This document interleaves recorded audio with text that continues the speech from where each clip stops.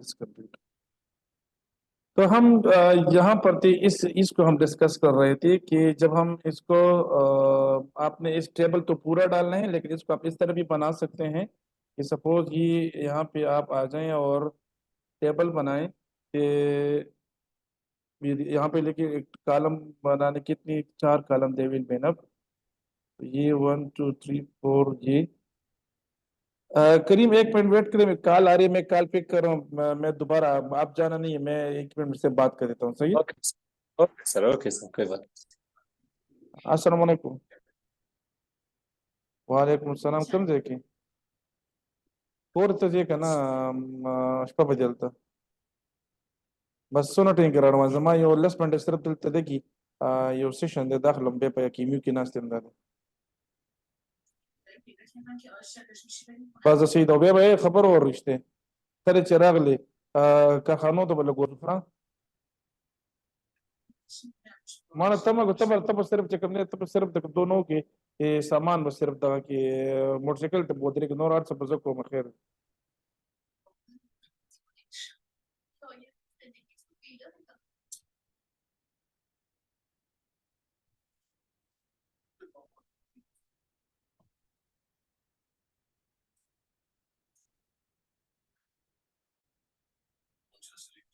अच्छा ओके। तो यहाँ पर हम इस तरह भी कर सकते हैं कि आप जो है इसको इस तरह बना लें कि इसमें लिखें वेरिएबल या 1 लिख दें, वेरिएबल 1 लिख दें, यहाँ पे लिख दी वेरिएबल 2 और यहाँ पे लिख दी फिर कोरिलेशन कोएफिशिएंट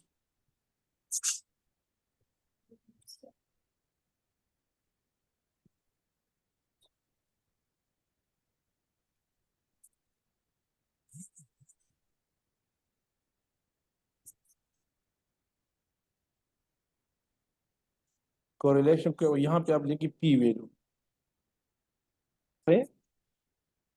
ओके सर। तो अब यहाँ पे अगर आप इस तरह भी कर सकते हैं कि यहाँ पे कोरिलेशन कोएफिशिएंट, अब कोरिलेशन कोएफिशिएंट हमारे कहाँ से आएगा? ये यहाँ से आप वैल्यू देखिए, इसको ओपन करें तो ये जो ऊपर वाला कॉलम रो है, दिस इज द ये जो व्हाइट कलर का रो है, this is known as the Pearson correlation coefficient. इसका 0.4 था, इसका 1 था, इसका 0.6, इसका 0.419, इसका 0.2। तो ये आप यहाँ पर ये वैल्यू लिखिए और ये पी वैल्यू है, ये सारी पी वैल्यू है। तो यहाँ पर आप इस तरह लिख सकते हैं कि, और अगर आप एक और देखिए यहाँ पे कि हाइट और एज का जो है, ये अगर आप एज वर्सेस हाइट करिए या आप हाइट वर्सेस एज करिए या एज वर्सेस हाइट, एक ही बात है।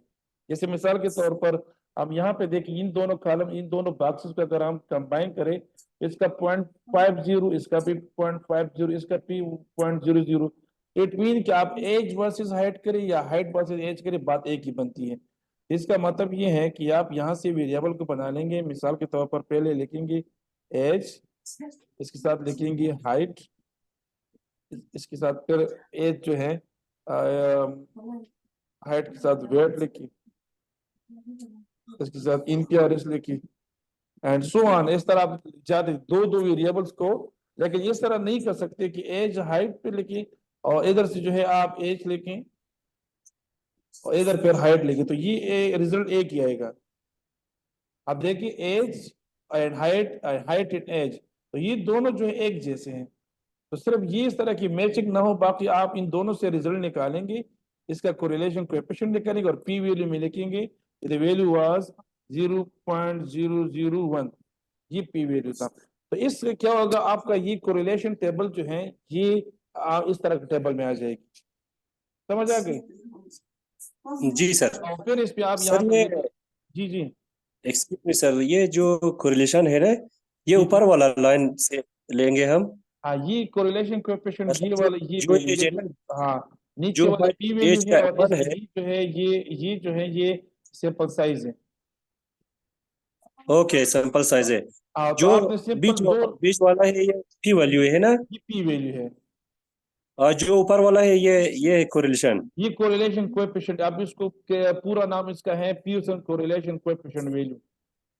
ठीक है सर, ओके सर। ये आप यहाँ से निकालेंगे तो आप देखिए एक्सपीरियंस अपीयर के साथ फिर हर एक, लेकिन मैंने कहा कि आप मुख्तलिफ ये तकरीबन 40-50 जितने भी हो जाएंगे, लेकिन इस पूरे टेबल के बजाय आप सिंपल एक टेबल 4 कॉलम का बनाए, वेरिएबल 1 वेरिएबल 2। लेकिन ख्याल ये रखे कि आप सिर्फ ये ना करे कि सपोज यहाँ पे एक्सपीरियंस अपीयर जो है एज के साथ इनका आ रहा है, तो एज इसका साथ एज के साथ जो एक्सपीरियंस अपीयर दोनों सेम आ रहे हैं। इट डजंट मीन कि आप experience of year versus age करें या एज वर्सेस एक्सपीरियंस ईयर करें। तो अगर आपने एज के रो आपने पे वेरिएबल 1 एज लिखा है और आपने इधर लिखा है कि एक्सपीरियंस ऑफ ईयर, तो फिर यहाँ पे आप जब एक्सपीरियंस ईयर लिखेंगे तो इसका इधर एज लिखने की जरूरत फिर नहीं होगी दूसरे कॉलम में। मतलब इसका ये है कि 1 वर्सेस 2, तो 2 वर्सेस 1 और 1 वर्सेस 2 एक ही बात है, 2 बार लिखने की जरूरत नहीं है। एज वर्सेस हाइट या हाइट वर्सेस एज, ये एक ही जो है रिपोर्ट दे देगा आपको।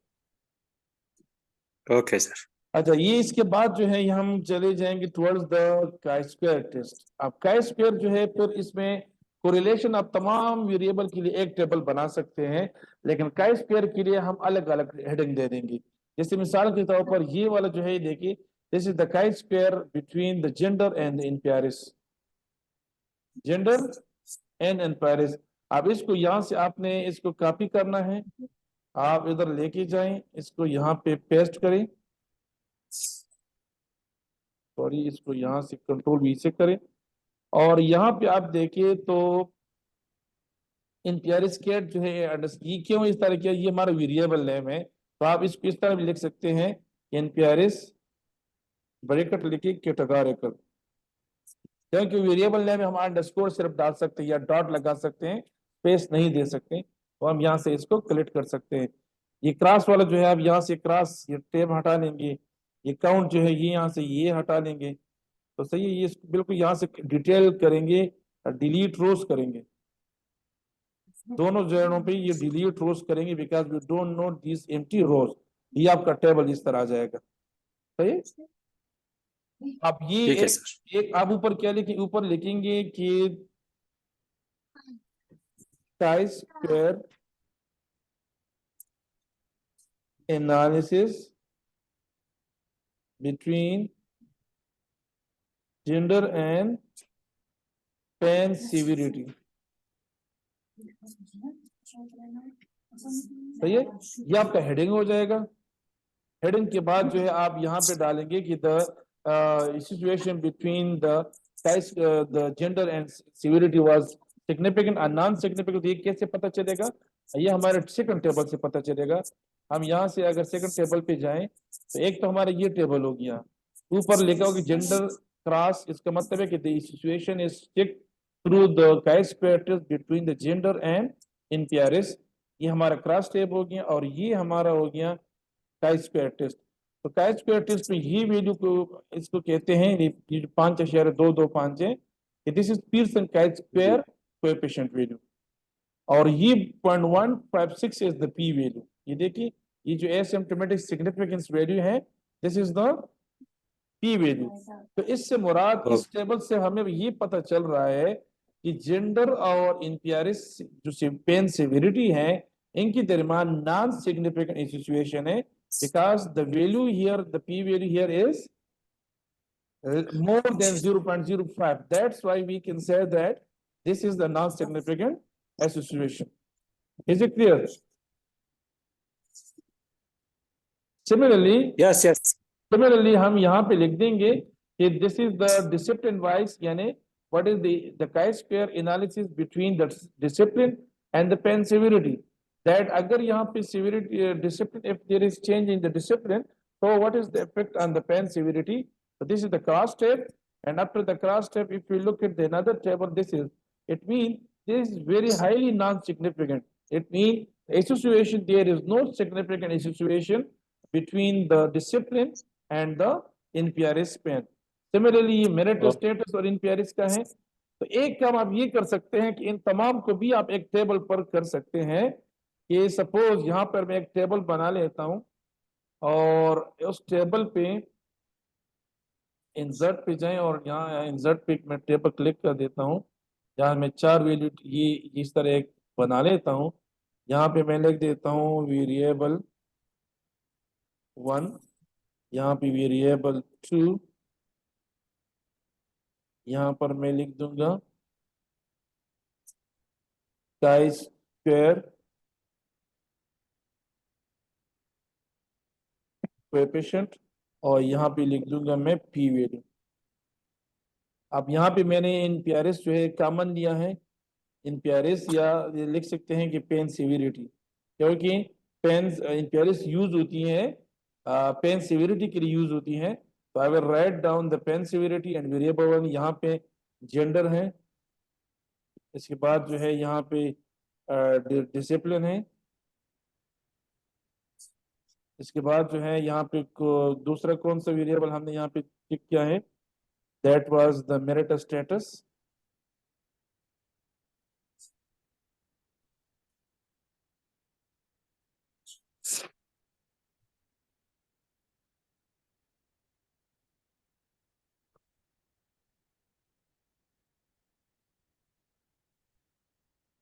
और यहाँ से फिर कोएफिशिएंट वैल्यू हमने आप जो बताया कि कहाँ से हम निकालेंगे, ये जो पी वैल्यू की दिस कॉलम जो है इसके टॉप पर पी वैल्यू है, और ये आपका ये पीयरसन का स्क्वायर कोएफिशिएंट है।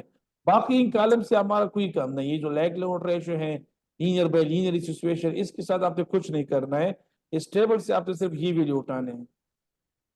Okay sir. सही है? तो आप जो है इस तरह लिख सकते हैं कि द सिचुएशन, आप हेडिंग दे सकते हैं situation of the pain severity with demographic variables, with demographic variable. यहाँ पे आप देखिए इन पेयर्स बार बार रिपीट हो रहा है, और साथ के साथ यहाँ पे तमाम डेमोग्राफिक वेरिएबल जो है इनके साथ हमने, तो फिर अब इसमें से पहले पैराग्राफ में लेके कि किस किस के साथ इसका सिग्निफिकेंट सिचुएशन था, और फिर इसमें लेके there was non significant situation of the pain severity with that variable. तो एक हेडिंग हो जाएगी, और एक हेडिंग के बाद एक टेबल हो जाएगा, और एक टेबल में आप सारे जो है लेके आएंगे। इस तरह इस पर आप कैप्शन क्या करेंगे, कैप्शन देंगे कि this is the table 2, this is the price square analysis of pain severity with demographic variables। ये मैंने इसको हेडिंग दे दिया। अब ये जो है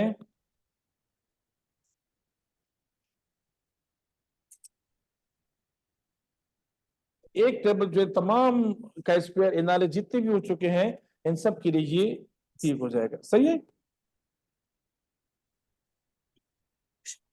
सही है सर। ओके। फिर इसके साथ बाद आ जाए तो ये वर्किंग और इन पेयर्स के साथ है, और ये हमारे रिजल्ट जो है हमारे खत्म हो जाएंगे। Okay sir. Is it clear? एक लास्ट में अगर आप कह सकते हैं कि भाई the correlation between the pain severity and the BMI, तो ये आप कर सकते हैं कि यहाँ पे नो सिचुएशन है तो लिखने की जरूरत भी नहीं, और आप करना भी चाहिए तो अच्छी बात है। This is the correlation between the BMI and the, बिल्कुल ये करिए क्योंकि हमने कैलकुलेट किए आपके उसमें। तो मैंने आपको ये डेटा आपको मैं दिखा देता हूँ, डेटा यहाँ पे आपकी जब मुझे आपने डेटा सेंड किया था तो इसमें ये बीएमआई जो था ये नहीं था। इसके अलावा जो है एनपीआरएस कैट ये नहीं था, तो हमने ये बनाया फिर। अच्छा, इसमें एक और बात भी थी कि आपकी हाइट जो थी यहाँ पर ये सेंटीमीटर में थी, यानी आपने जो ये देखिए वेयर इज द हाइट, ये जो आपने हाइट यहाँ पे नोट किए हैं ये सेंटीमीटर में है, जबकि बीएमआई में जो हाइट यूज होती है ये मीटर में होती है। तो फिर हमने हाइट को कन्वर्ट कर दिया, मैंने यहाँ पे height into meter, centimeter into meter convert कर दिया। तो ये वाला वेरिएबल जो है this is height in meter, और आपने जो कैलकुलेट किया था this height 6 number, this is height in centimeter. तो बीएमआई में फिर हाइट इन मीटर यूज होता है। तो बीएमआई का फिर हमने फॉर्मूला यूज किया कि हम ट्रांसफॉर्म में चले गए, वहां पर हमने फिर कैलकुलेट वेरिएबल पे क्लिक किया था, कैलकुलेट वेरिएबल पे हमने फिर इस तरह क्या था कि जो वेट इन केजी है ऊपर वाला वेट इन केजी इसको उधर शिफ्ट किया था, हमने इसको डिवाइड किया था फिर, and then height meter square जो ये पेरेंथेसिस लगाए थे, हाइट मीटर इसको इधर लेके गई थी, और फिर जो है इसके हमने क्रॉस लगाया था with another height in meter. It mean that was the weight divided by height in meter square. यहाँ पे अगर हम सेंटीमीटर वाला लगा ले तो ये गलत रिपोर्ट आता है, यहाँ पर इसको हमने फिर Yes, बीएमआई लिख yes, दिया था। yes. तो ये ऑलरेडी हम कर चुके हैं, ये आपकी स्टडी में हमने ऐड कर चुके बीएमआई। ये आप डेटा व्यू में देखें तो बी यहाँ पे ये देखिए, this is the height in meter and this is the BMI जो कैलकुलेट हो चुकी है। तो इसलिए हमने फिर एक उसमें एक हेडिंग आप ऐड कर सकते हैं कि the correlation between the BMI and the pain severity. अगर किसी का वजन बढ़ता है, क्योंकि why is is non significant, यहाँ पर अगर आप देखिए ये नॉन सिग्निफिकेंट आ रहा है, हाईली नॉन सिग्निफिकेंट है। उसके बाद ये है कि बहुत ज्यादा मोटी जो है ये आपकी फैटी एंड ओबीस पीपल इस स्टडी पॉपुलेशन में नहीं थी। 98 was the maximum weight. That's why जो है सब के सब जो है वो थोड़ी सी स्लिम थे, यंग थे, उनका वेट थोड़ा सा नॉर्मल था। That's why there is non significant association between the BMI and the NPRS. तो ये आपका एनालिसिस कंप्लीट हो जाएगा। डिस्कशन में आप क्या लिखेंगे? डिस्कशन में आप जो है अपनी राइटिंग अपनी ही रिजल्ट्स को स्पेसिफिकली सिचुएशन हो गए आपकी, सपोज मोस्ट कॉमन जो है आपके कौन सी रीजन कॉमन आ गए हैं, सबसे ज्यादा लीस्ट कौन सा था, और बाकी स्टडी की सतह पे डिस्कस करेंगे कि आपके suppose lumbar area was the most common reason having the low back pain, सबसे कॉमन एमएसके प्रॉब्लम ये था। तो बाकी जो स्टडीज वो क्या कहते हैं, किसी ने शोल्डर का मोस्ट कॉमन लिखा होगा, तो आप लिखेंगे कि भाई the similar studies which have reported that low back pen was the most common was the study conducted by blah by ABC et al, by Z et al, by et al. Similarly, some studies reported contrast value, and they were saying that the shoulder was the most common, someone saying the knee was most common, और इधर से आप citation देंगे फिर। तो it mean कि discussion में आप अपनी ही स्टडी के साथ जो सिमिलर रिपोर्ट जिसने दी है प्लस जो कंट्रास्ट रिपोर्ट किसने दी, और दोनों को आप जो है मेंशन करेंगे। और अगर कोई जहन में कोई आइडिया आ जाती है कि रीजन क्या हो सकती है, you may right the reason behind this contradiction between this for this similarity might be that A, B, C, Z, आप पूरा रीजन लिख देंगे। इसी तरह जो है आपका डिस्कशन जो है वो भी तो डिस्कशन जो है it is based on your results and the results of other studies, and you have to compare either they are similar to your results or they have some contradiction, they are in contrast to your result. Is it clear? Okay, sir. Yes, sir. तो ये हमारा पूरा हो गया, ये result discussion हमने किया। आप यहाँ पे रिजल्ट सेक्शन देखें और इसको हर एक वेरिएबल को आप इधर से अलग अलग नाम दें। सपोज एज है, फिर जेंडर है, यानी आप मैं अगर वेरिएबल लिस्ट पे आ जाऊं तो आप वेरिएबल व्यू पे इसको हर एक को अलग अलग टॉपिक देंगे। हॉस्पिटल नेम, तो इसके साथ आप लिखेंगे भाई मोस्ट कॉमन कौन से हॉस्पिटल से डेटा लिया गया था, लीस्ट कॉमन किससे लिया गया था। इसके साथ फिर आप टेबल लगा लेंगे, फिर इसके साथ इसका रिलेवेंट फिगर लेंगे। फिर नेक्स्ट टॉपिक जेंडर, जेंडर में तीन लाइंस लिखेंगे, फिर इसका टेबल और फिर इसका फिगर। फिर डिसिप्लिन, इस तरह एक एक पर आप इन तमाम के ऊपर आप इस तरह उसकी कुछ राइटिंग, फिर टेबल और फिर इसका इमेज और कैप्शन आप इसी तरीके से करेंगे जिस तरह भी हमने डिस्कस Okay, किया sir. कि आपने दोनों के इज्जत कैप्शन पे चाहिए, तो फिर आसानी के साथ जिस पेज पर आप लिस्ट ऑफ टेबल बना सकते हैं, you can just click on that, reference पे जाएं और वहां से इंसर्ट टेबल पर क्लिक करें। यहाँ से फिर आप जो टेबल भी बना सकते हैं और लिस्ट ऑफ फिगर भी बना सकते हैं। सही है? Okay, sir. तो Sir. अगर I think that will be enough, आप जो है काफी जो चीज जो है क्लियर हो गए होंगी। Okay sir. सही है? सर ये जो वेरिएबल्स है हर एक का अलग अलग हेडिंग डालना चाहिए। जी जी जी, आप किस चीज में हाईलाइट करें, जब हम आर्टिकल इससे डिराइव एक्सट्रैक्ट करते हैं बनाते हैं तो उसमें फिर हम अलग हाँ अलग हाँ। हेडिंग नहीं डालते, लेकिन थीसिस में आप अलग अलग हेडिंग डालते हैं और वो भी अलग अलग पेज पर। यानी एज आपने इस पेज पर लिख दिया तो एंड ऑफ द एक पेज पर आप दो तीन लाइंस अबाउट द एज और उसकी जो ओके इमेज है उसके टेबल, ये तीनों जो है एक पेज पर, नेक्स्ट पेज पर फिर दूसरा वेरिएबल होगा, फिर तीसरा वेरिएबल। इस तरह जो है तकरीबन 20-25 पेजेस आपके रिजल्ट के हो जाएंगे। ठीक है सर। सही है? Okay sir. ओके ओके, कोई और क्वेश्चन तो नहीं है? सर एक और क्वेश्चन, ये जो जी इमेज हमने बनाया पहले, जी जी जो ऊपर ऊपर हमने बनाया इमेज, ये वाला है जी जी सर। अगर इस पे एक दो तीन लाइन आप अपनी तरफ से आप अच्छा लेके कैसे ले देखो देखो, अगर ये एक ही इमेज आप इस तरह लिख सकते हैं कि when the हाँ participant हाँ। was asked about the question that do you have the ankle feet, so most of the participants responded that they don't have any knee pain, and 156 replied that they don't have any pain. 156 के साथ आप bracket में percentage लिखेंगे, यानी 156 हाँ, bracket open, 74.29% bracket close, and while 16 participants replied that they have only unilateral ankle implant, while 38 participants out of total 210 participants they replied that they have bilateral knee pain, which means that most of the person they have that don't have the knee pain, या यहाँ पे okay suppose ankle pen है। तो हर एक table पर आप इस तरह कर सकते हैं। सपोज यहाँ पे अगर हम एक दूसरी इमेज तो है नहीं, लेकिन ये तरह का सबके है कि आप यहाँ पे जो लेके गए हैं इसको आपने सिर्फ वर्ड में एक्सप्लेन करना है। Okay sir. सही है?